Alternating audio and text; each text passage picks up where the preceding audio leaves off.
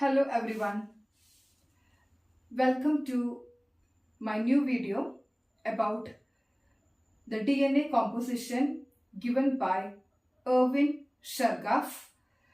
According to Erwin Chargaff, he explained about the composition of purines and pyrimidines and how are they balancing to make the total composition as one. So let us discuss about Chargaff's rule. Before that, we have to see what are purines and pyrimidines and what is Watson and Crick model of DNA. Let us enter into that detailed explanation of that first before studying Chargaff's rule of DNA composition.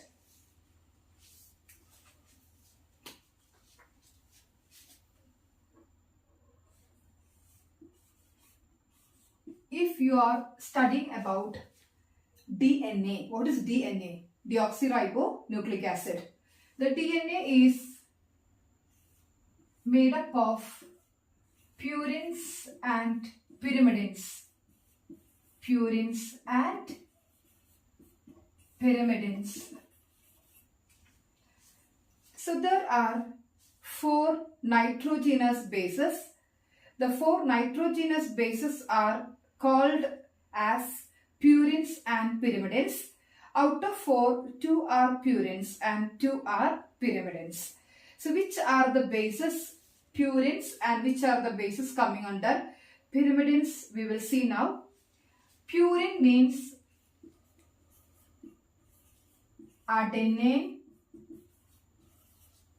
and guanine. Adenine and guanine. And pyrimidine means cytosine and thymine. So which are the bases making DNA? DNA contains 4 nitrogenous bases, 2 purines and 2 pyrimidines. The purines are Ga, that is guanine and adenine, and pyrimidines are cytosine and thymine. We will be using only the first alphabet for representing these nitrogenous bases in the further explanation part. Okay, so we have A and G as purine and C and T as pyrimidines.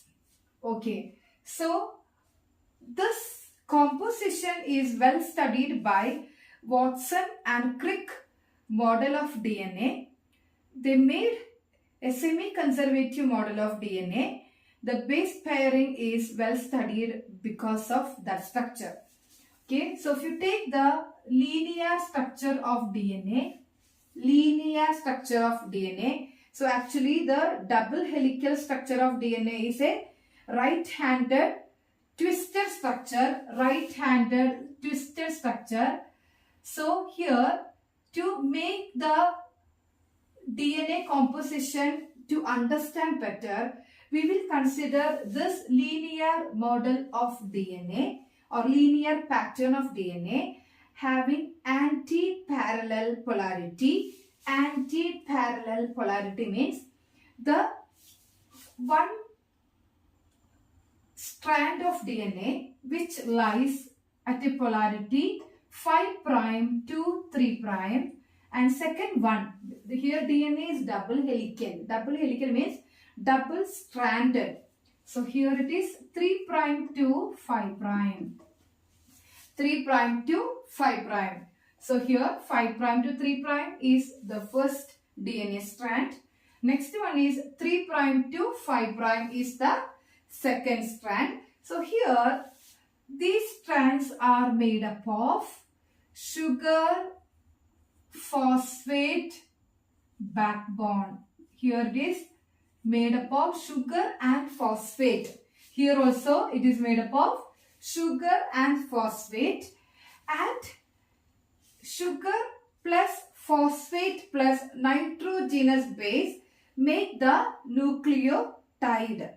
A nucleotide is made up of three components: sugar plus, phosphate plus, nitrogenous bases. So here the sugar is deoxyribose sugar. What is the name of the sugar? Deoxyribose sugar, as it is DNA. If you take RNA, ribonucleic acid, the sugar name is just ribose. There is no deoxy. Okay. Then phosphate group. Sugar, phosphate group. And here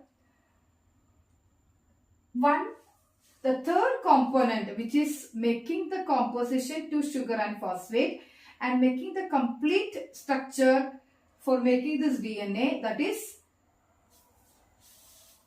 purines and pyrimidines, we are calling as nitrogenous bases.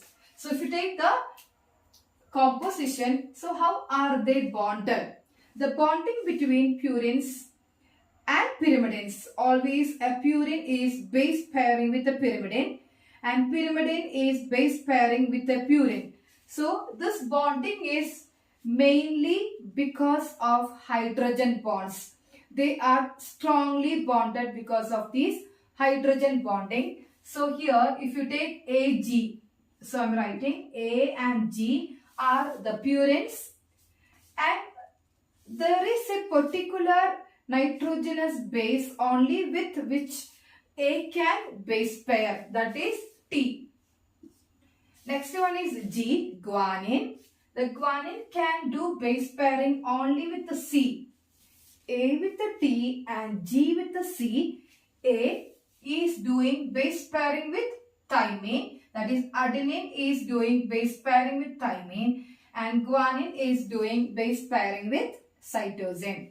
So here A with T double bonding. Here this bonding is because of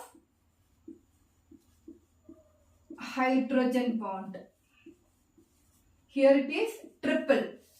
So if you see G and C, it is a very strong bonding because of three hydrogen bonds are making this kind of bonding. Here it is double bonded. Double hydrogen bond between A and T, triple hydrogen bond between G and C.